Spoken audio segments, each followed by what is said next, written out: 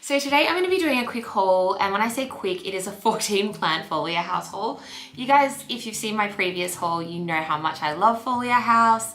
I'm such a big fan of their stuff. Their most recent drop last week had some plants in there that I've been chasing for a little while, so I was really determined to get them, and I did like that whole thing where I was like logged on. I think they dropped at 2 o'clock and I was logged on just refreshing to see when these plants would be released. So I was super excited to get my hands on some of them. So yeah, I think I'm just gonna jump straight into it and show you what I bought.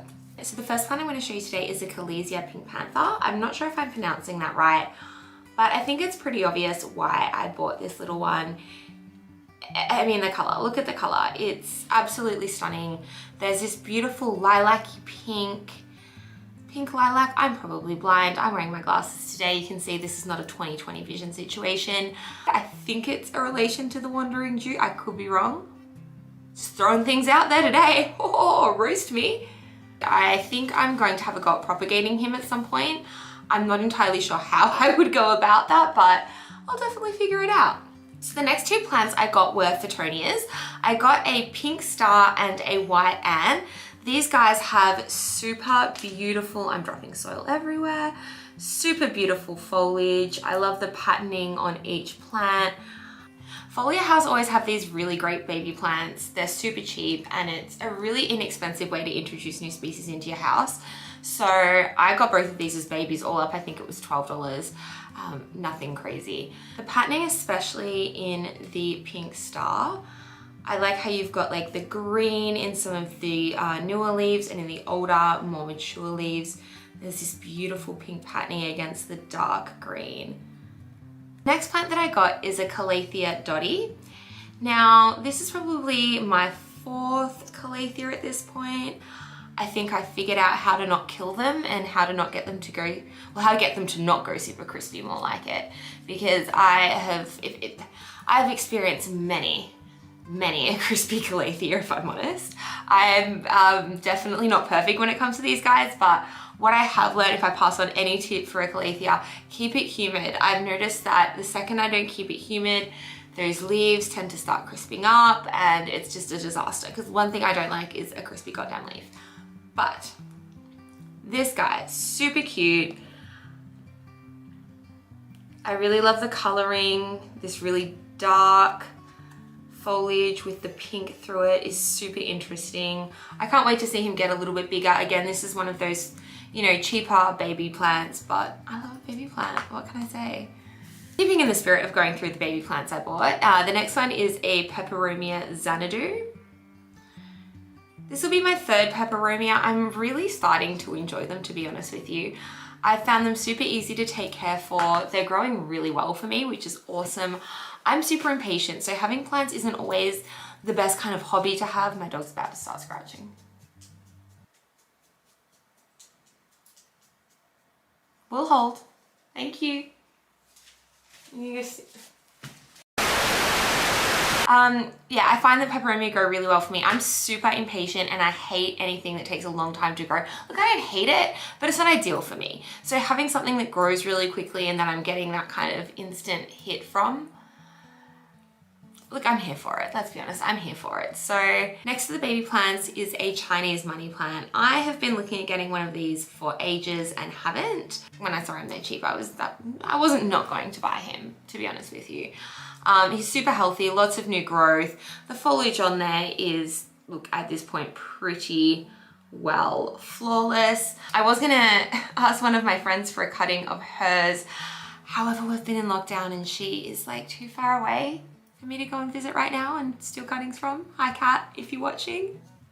So yeah, I just ended up getting one. Anyway, this guy, you can actually see, I don't know whether I can kind of show you, but there's a new kind of little baby coming up here. So I'm gonna wait till he's a little bit bigger and then I'll probably divide it. I don't know if I can divide these. Again, I'm just putting stuff out there and I, as usual, don't know what I'm talking about, but that's very on brand for me. So here we are. The next plant I've got today is a Syngonium Pink Arrow. Now, I'm gonna be honest. I realized that I have been calling my caladiums Syngoniums, my Syngoniums, caladiums. I had to go and do a deep dive on the difference of Syngoniums and caladiums because to me they look very similar. They look related, like related. But anyway, turns out they're not, so look at me learning.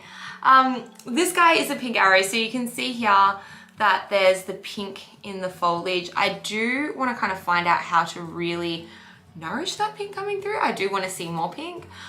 There's actually 2 of them here, if you can see. So I am again considering dividing it. Once more, don't know if I can do that, but gonna give it a shot. But we'll see how we go. I love these little baby plants. This is again $6. $6. You can't go wrong for $6. I'm sorry, you can't. Now, I am a recent alocasia freak. I have fallen in love. I've caught the bug. It's well and truly there. And so there are a few alocasias in the rest of the haul, not gonna lie. And this is one of them. This is an Alocasia Bambino. This is a Bambino, so that indicates to me that he's not going to grow super big. But that's okay. I'm cool for it. I love the white, I think you call it a spine?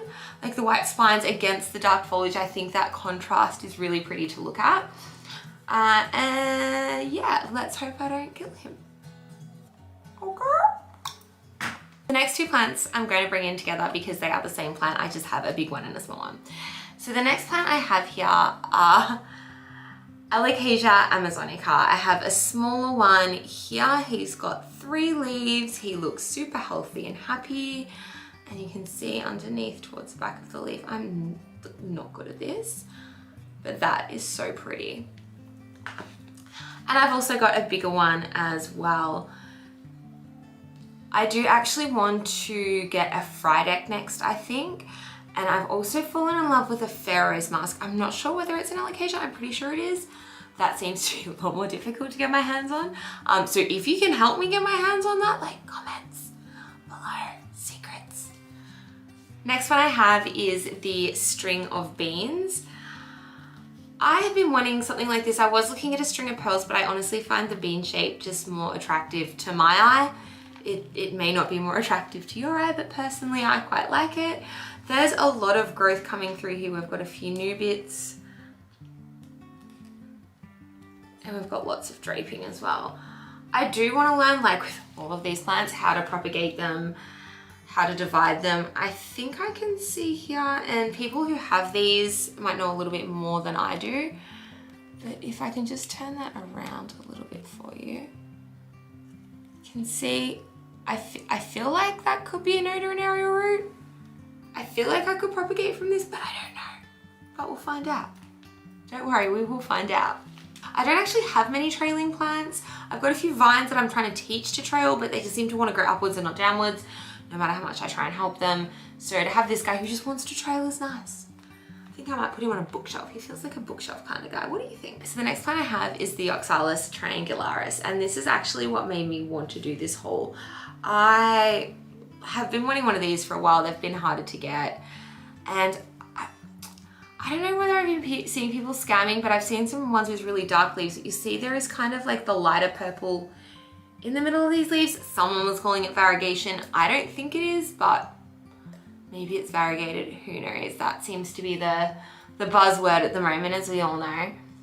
I have a funny story about this guy. I didn't do any research before I bought him, and he arrived at about 2:30 yesterday, and I sat him in a sunny spot, not super sunny, but sunny-ish. Like I actually seen him like there, like right beside where the camera is. So this is about where he was sitting. And he looked pretty and open and cool, and everything seemed to be going wonderful until that evening I came out and he seemed like he just drooped. He just drooped, like he wanted to die. He was like, he was on suicide watch at that point. I'm freaking out. I think I've killed it. Turns out that that's just what they do at night. It's kind of like, I guess, a Maranta or a Calathea. But yeah, fun story of me completely freaking out thinking I'd kill my plant after 6 hours. Good job, Beck. Pats on the back for me. I've kind of become a little bit obsessed with dark foliage at the moment, so that's why this plant appeals to me, and also these beautiful flowers. These are the flowers that I cut off him. I've actually sat them next to the Pink Panther that I've got just because they're super complementary. It's that faded pinky purple, but I love that I got like a little thing of flowers with my plant. This next one, I'm very, very excited about.